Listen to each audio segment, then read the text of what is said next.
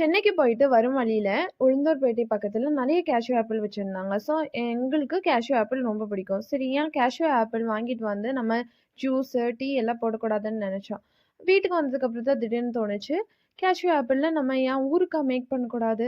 So, ஊறுகாய் make பண்ணி பார்க்கலாம். டிஃப்ரெண்ட்டா இருக்கும்னு சொல்லி தான் ஊறுகாய் மேக் பண்றோம்.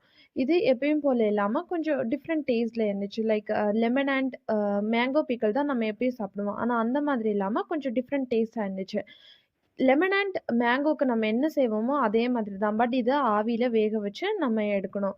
அண்ட் அதுக்கு என்னென்ன மசாலா போடுறோமோ, அதே சேம் மசாலா தான் இதுக்கும் போடணும். அண்ட் எல்லாம் செஞ்சு முடிச்சதுக்கப்புறம் டேஸ்ட் பண்ணி பார்த்தோம். ஒரு தயக்கத்தோட தான் டேஸ்ட் பண்ணி பார்த்தோம். ஏன்னா, நாங்க இதுவரைக்கும் இந்த ஊறுகாய் ரெசிபி ட்ரை பண்ணதில்ல. பட் டேஸ்ட் வந்து சூப்பரா இருந்துச்சு. டிஃப்ரெண்ட்டா இருந்துச்சு.